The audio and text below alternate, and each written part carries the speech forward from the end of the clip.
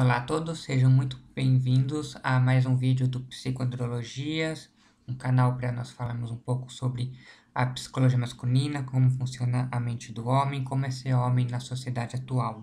Sejam todos bem-vindos. Então, no primeiro vídeo dessa série, eu vou falar sobre o primeiro capítulo do livro O Mito do Poder Masculino, do Warren Farrell. O primeiro capítulo é uma pergunta, na verdade: o poder masculino é um mito?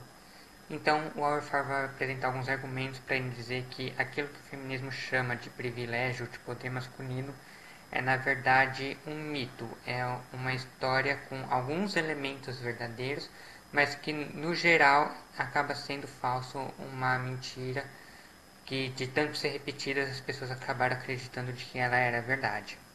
Então vamos lá.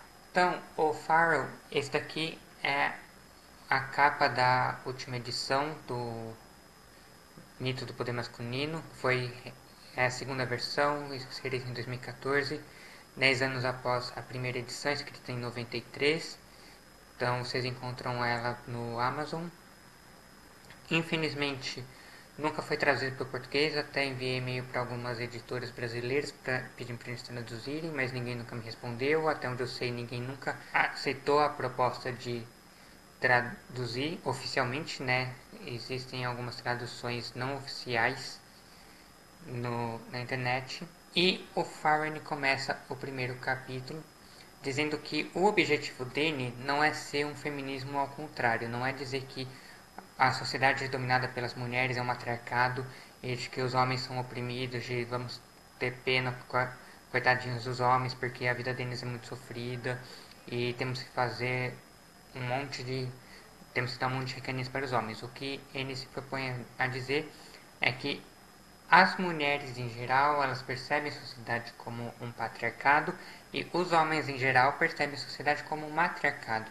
E que quem controla a sociedade, na verdade, não foi nenhum dos dois, foi a necessidade de sobrevivência. E uma coisa que o Farrell fala que eu acho que é muito importante e que eu vejo ser repetido em alguns movimentos pela defesa dos direitos dos homens, de luta pelos direitos dos homens, principalmente o Avaz for Men, que é por isso que eu apoio eles, mas não outros movimentos como o feminista, é que eles não falam de luta pelos direitos para os homens, eles falam de igualdade de oportunidades e responsabilidades para os dois sexos, focando nas discriminações contra os homens. Mas que em nenhum momento eles negam que exista discriminação contra as mulheres, algo que o feminismo, por exemplo, faz. Então, eu acho muito estranho esses movimentos identitários, seja o feminismo ou outros movimentos, movimentos negros, movimento LGBTQ mais, sei lá o que vai falar em equidade, mas fala em equidade apenas para um lado. O outro lado nunca é levado em consideração, a não ser quando é para culpar eles por todos os males do mundo. Então, isso é algo que o Warren Farrell rejeita. Ele vai falar de direitos e deveres para os dois sexos e que eu vejo sendo incorporado no Avaz for Men, alguns movimentos pelos direitos dos homens, e que é por isso que eu, eu gosto deles, eu acabo apoiando eles. E o Warren Farrell, ele propõe um exercício para nós. Toda vez que você ouvir alguém dizer que um determinado sexo, um determinado grupo é discriminado ou privilegiado, troca o grupo pelo seu oposto e vê se a sua opinião continua a mesma. Então, quando alguém fala que as mulheres são oprimidas e os homens são privilegiados, tenta inverter, fala que os homens são oprimidos e as mulheres são privilegiadas. Ou se você trocar por outro grupo, como por exemplo negros, homossexuais, judeus. Então, aqui o Farrell ele foca um pouco mais nos negros, provavelmente porque o movimento negro é o mais forte além do feminismo, né, o que mais sensibiliza as pessoas. Então, ele acaba tendo trocar homem por negro tem bastante impacto e é algo que eu vou fazer um pouco nesse vídeo. Pegar coisas que a gente fala homem trocar por negro, pegar coisas que a gente fala mulher trocar por branco e vocês devem pensar se a frase continua fazendo sentido para vocês, se a opinião de vocês muda ou continua a mesma. Então, um dos exemplos mais notórios que a gente tem é no significado da palavra guerra. Quando há uma guerra e a maioria dos mortos são grupos minoritários, como as mulheres ou crianças, ou negros, ou judeus, ou homossexuais, ou seja lá qual outro grupo oprimido, nós chamamos isso de genocídio. Mas se a maioria dos mortos são homens, então nós chamamos isso de guerra e nós dizemos que esses homens morreram servindo o país, de que eles tiveram mortes gloriosas, honrosas, de que eles merecem medalhas e status por isso. Nós não chamamos isso de massacre, nós não chamamos isso de genocídio, nós dizemos simplesmente que eles fizeram o que era esperado que eles fizessem e que seus parentes e familiares devem sentir orgulho desses homens que deram seu sangue, suas vidas pelo país. Então agora imaginem o contrário. Eu não encontrei informações aqui no Brasil, infelizmente muito do que a gente tem sobre discussões de gênero ou até mesmo de raça, etnia, racismo é importado dos Estados Unidos, né? Então a gente vê brasileiros repetindo histórias norte-americanas e sem saber até que ponto isso também é válido, mas o Farrell fala de que na maioria das guerras da história dos Estados Unidos morreram mais negros do que brancos, e se você falar de que esses negros eles morreram servindo o país, de que eles tiveram mortes honrosas, gloriosas, ninguém vai falar que você tem razão de que nós deveríamos sentir orgulho e construir status por esses homens. Eles vão falar que isso é culpa do racismo, de que isso é discriminação e que numa sociedade igualitária brancos e negros deveriam morrer com a mesma frequência. Então, por que quando a maioria dos mortos são negros a gente fala que é racismo, quando a maioria dos mortos são homens a gente fala que eles morreram servindo o país e que isso é uma grande honra? E o alistamento militar, assim como no Brasil, nos Estados Unidos também é obrigatório apenas para os homens, né? E aí fica a dúvida, se a lei dissesse que o alistamento militar fosse obrigatório apenas para negros, isso não seria considerado racismo? Se fosse obrigatório apenas para judeus, apenas para mulheres, ou apenas para homossexuais, não haveriam centenas, milhares de ativistas dizendo de que isso é discriminatório, de que ou deveria acabar com o alistamento militar para todos e isso ser opcional para todos os grupos, ou que deveria ser obrigatório também para os seus opressores? Por que então a gente tem o alistamento militar obrigatório apenas para os homens e não tem nenhuma feminista lutando para que ele seja obrigatório também para as mulheres ou que ele deixe de ser obrigatório para os homens? Por que ninguém fala da discriminação contra o homem no alistamento militar? E sim, eu sei que existem mulheres no exército e nas forças armadas, mas elas não são obrigadas a estar lá. Elas foram porque elas quiseram. Os homens, muitos estão lá porque eles são obrigados. Se o homem ele não faz o alistamento militar com 18 anos, ele não pode entrar numa universidade depois, ele não pode concorrer a um emprego público. Então, então é discriminatório. A mulher ela não perde direitos por deixar de se alistar. O homem perde direitos. E aí tem os slogans, né? Quando a gente fala das mulheres, o ditado popular, o slogan é meu corpo, minhas regras. A mulher ela sabe que é melhor para ela, nós temos que aceitar, respeitar o que ela diz sem questionar porque ela sabe que é melhor para ela. Quando o homem ele reclama de alguma condição da sua vida, a gente manda ele parar de chorar, ser homem e fazer o que tem que fazer. Então, se o homem não quiser ir para a guerra, como nós temos relatos de vários homens que se recusaram a ir para a guerra do Vietnã, por exemplo, e eles apanhavam publicamente. A primeira onda feminista teve o movimento da pena branca, em que as feministas elas deram uma pausa temporária na sua luta pelo direito ao voto para humilhar publicamente homens que se recusavam a participar da Primeira Guerra Mundial. Então, não existe essa história de o corpo do homem, a regra do homem. Ele sabe o que é melhor para ele e nós temos que respeitar. O corpo do homem pertence ao Estado, pertence à sociedade. É a sociedade que diz o que o homem deve fazer com o seu próprio corpo. E a misandria estrutural, né? Quando a gente fala, se alguém fala que a expectativa de vida dos negros é mais baixa que a dos brancos, isso é considerado uma evidência de racismo estrutural. Mesmo que as pessoas não sejam racistas, é dito que a sociedade é racista, simplesmente porque numa sociedade igualitária, brancos e negros deveriam ter a mesma expectativa de vida.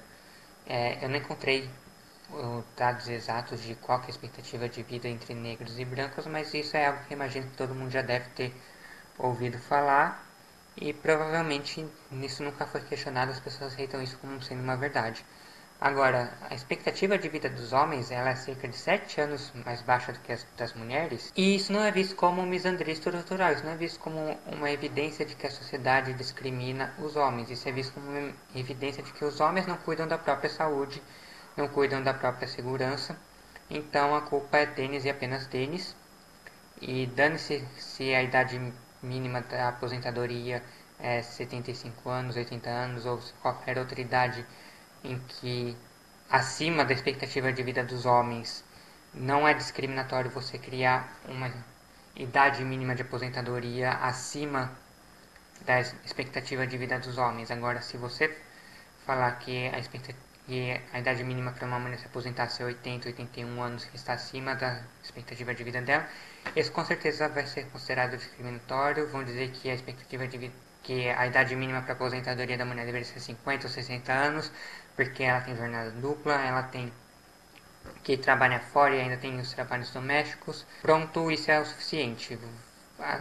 Não é feito nenhum cálculo detalhado de quantas horas o homem trabalha fora de casa, dentro de casa, quantas horas a mulher trabalha, quem está fiscalizando, garantindo que esses números estão corretos, são confiáveis, qual a expectativa de vida, qual é o gasto para o governo. Não existe nenhuma discussão sobre como calcular a idade mínima. As pessoas simplesmente aceitam que homens têm que se aposentar mais tarde e quando isso é questionado, alguém apresenta a ideia de que isso é justificável simplesmente porque as mulheres trabalham mais dentro de casa, embora isso tenha vários problemas, né? Mas eu acho que talvez um dos mais problemáticos é porque que o trabalho dentro de casa conta para você estimar a idade de aposentadoria, mas a expectativa de vida não conta para você estimar a idade de aposentadoria. E outra coisa que eu acho que foi bem sacada do Farrell que ele faz é comparar o trabalho escravo com o trabalho do senhor de escravos e o trabalho do homem com o trabalho da mulher. Então ele pega que o escravo ele fazia todo o trabalho pesado, todos os trabalhos com risco de ferimento. Geralmente eram trabalhos ao ar livre, então ele sofria com sol forte, sofria com vento, sofria com chuva, sofria com neve. Ele trabalhava para sustentar o outro, então ele mesmo não tinha artigos de luxo. A gente pega o caso dos mineradores, por exemplo, que trabalhavam pegando ouro, mas eles não ficavam com ouro, eles vendiam ouro para alguém e se ele tivesse sorte ele pegava uma pepita grande e ganhava muito dinheiro. Mas na verdade era esse alguém que comprava o ouro do minerador que acabava ficando rico. E o escravo ele sempre trabalhava sob supervisão de alguém, né? Alguém ficava fiscalizando se ele estava realmente fazendo o seu trabalho direito ou se ele estava enrolando, fazendo corpo mole. Enquanto o senhor de escravos, ele ficava mais com um trabalho intelectual, então ele trabalhava com política, medicina, advocacia, trabalhos mais intelectuais, não necessariamente mais fáceis, mas menos cansativos, menos fatigantes. Ele geralmente trabalhava em um escritório ou dentro de algum outro ambiente livre dos estressores ambientais. Ele podia deixar, ele tinha um certo controle sobre o ambiente para que o ambiente ficasse aconchegante, ficasse confortável. Ele tinha artigos de luxo, porque afinal de contas ele era sustentado por outro, alguém fazia o trabalho pesado para ele, né? O trabalho essencial à vida. Hoje a gente na pandemia fala de serviços essenciais e serviços não essenciais, né? O serviço essencial era aquele feito pelos escravos e o não essencial era feito pelos senhores de escravos. E geralmente o senhor de escravos ele trabalhava livre de supervisão. Ou ele não tinha chefe, ele era seu próprio chefe, ou ele até tinha um chefe, mas aí ele tinha que marcar uma reunião num dia específico, num horário específico, o chefe ia cobrar ele, você fez seu trabalho ou não fez, e ele ia falar, fiz, está aqui, ou não fiz por causa disso, daquilo. Não tinha essa cobrança constante. Agora vamos tentar comparar homens e mulheres. Homens são a maioria dos trabalhadores com alto risco de ferimento, então quando feministas falam de que homens ganham mais do que mulheres pelo mesmo trabalho, isso na verdade é uma interpretação errada, é um uso errado da estatística, porque elas simplesmente tiram a média de pessoas com várias profissões diferentes e as profissões que pagam mais são justamente aquelas que as pessoas não querem fazer, elas fazem por necessidade. Então, pintor de prédio, lixeiro, agente carcerário, policial, bombeiro, lenhador, são profissões geralmente que, trabalhando de construção civil, são profissões que geralmente pagam mais, exigem menos instrução formal, uma escolaridade menor, né? E eles pagam mais justamente porque tem uma demanda menor, e existe uma demanda menor justamente porque são aqueles trabalhos que as pessoas não querem ter, ou porque eles são muito perigosos, ou porque eles são muito cansativos, não te dão aquela sensação de realização pessoal. Então, os homens, e quando você vai fazer essa divisão, você vê que essas profissões, elas geralmente, mais de 90% delas, dos trabalhadores dessas profissões são homens. E você não vai ver feminista reclamando, pedindo equidade de representação, que 50% dos policiais sejam mulheres, 50% dos bombeiros sejam mulheres, 50% dos pintores de prédio, dos agentes carcerários sejam mulheres. Elas vão pedir 50% de mulheres na política, na educação não, porque a educação já é dominada pelas mulheres, mas na medicina, no direito, em profissões que são seguras, em que você tem baixo risco de ser morto ou ter um membro decepado, que geralmente têm um alto status dentro da sociedade, né, que as pessoas valorizam, veem com bons olhos, pagam bem. Além disso, homens são a maioria dos trabalhadores que trabalham nas ruas, né? Então, como eu já falei, o pintor de prédio, o taxista, o motoboy. Eu nunca pedi uma pizza e ela foi entregue por uma motogirl, por uma mulher. Geralmente, se você ligar para a padaria, pizzaria pedindo comida, quem vai te atender é uma mulher, mas quem vai te entregar é um homem. Então, o homem trabalha na rua e a mulher fica dentro do estabelecimento, dentro de um lugar aconchegante. E além disso, existem homens com muitos artigos de luxo, né, principalmente aqueles de classe econômica mais alta, que vão ter ternos e carros que custam alguns milhares de reais ou de dólares. Mas em geral, homens não têm muitos artigos de luxo, apenas algumas máquinas que eles acabam vendo mais como um passatempo, como algo legal. Então, um carro um pouquinho mais esportivo, mais bacana, um computador mais potente, um videogame. São os poucos artigos de luxo que geralmente os homens têm. A maior parte do dinheiro deles é gasto com o sustento da esposa ou dos filhos. Com as mulheres a gente tem o oposto, né? A maioria das mulheres trabalham em trabalhos com pouco risco de ferimento. A maioria dos trabalhos que exigem ensino superior, que tem pós-graduação. Então já faz, acho que desde a década de 80, que é mais mulheres no mestrado e doutorado do que homens. A psicologia, mais de 88% dos profissionais de psicologia é mulher e você não vê ninguém pedindo equidade representativa para os homens, de que nós devemos incentivar os homens a irem para a psicologia, de que nós devemos incentivar mais homens na educação infantil. Isso não é discutido. Então, como eu já falei também, as mulheres geralmente, as profissões dominadas pelas mulheres ocorrem dentro de casa ou dentro de uma construção. Então, como eu falei, a atendente da pizzaria, a caixa do supermercado, a professora que trabalha dentro da escola, a enfermeira que trabalha dentro do hospital. Existem mulheres que vão trabalhar na rua, mas em geral são alguns casos, são uma minoria. E não, quando você vê a profissão em geral, você vê que a grande maioria é homem, até mesmo taxista, motorista de aplicativo como Uber. É muito mais comum você pegar um motorista homem do que uma mulher. E feministas adoram dizer que mulheres ganham menos, mas elas não dizem que mulheres gastam mais do que os homens, né? E principalmente em artigos de luxo. Então já falei aqui uma vez que o Farrell, na verdade, ele teve essa sacada que eu acho genial. Quem tem mais poder? A pessoa que ganha mais ou a pessoa que gasta mais? E se você entende um pouco de economia, você vai entender que a pessoa que gasta mais, ela tem mais poder de influenciar a decisão das empresas, dos mercados, dos políticos.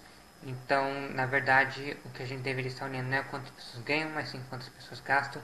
E as mulheres gastam muito com artigos de luxo, com joias, com maquiagem, com é, filme, com livros. As mulheres vão ao cinema com mais frequência que os homens, vão ao teatro com mais frequência que os homens, compram mais livros do que os homens, assistem mais televisão do que os homens. E tudo isso acaba influenciando no tipo de comercial que é apresentado, em como os comerciais são feitos, no tipo de programação que passa na TV aberta ou até mesmo na TV fechada. E se as mulheres ganham menos e gastam mais, isso significa então que elas devem estar gastando dinheiro de outra pessoa. E essa pessoa geralmente vai ser o marido. Todo mundo já deve ter ouvido aquelas piadas de que marido bom é aquele que dá cartão de crédito para a esposa e não pergunta quanto ela gastou. Então, o homem sustenta a mulher é sustentada pelo homem. A mulher é o único grupo oprimido que é sustentada pelo seu opressor. E o Farrell ele encerra o primeiro capítulo então perguntando por que os homens fazem isso, por que eles fazem o papel de escravo na dinâmica sexual da sociedade, se eles supostamente são percebidos, são vistos como o sexo dominante, como o sexo opressor. É porque vemos uma sociedade matriarcal dominada pelas mulheres? Não. É porque os homens são altruístas, eles têm um coração bom, puro e querem ajudar os outros, independente do quanto eles mesmos se prejudiquem? Não.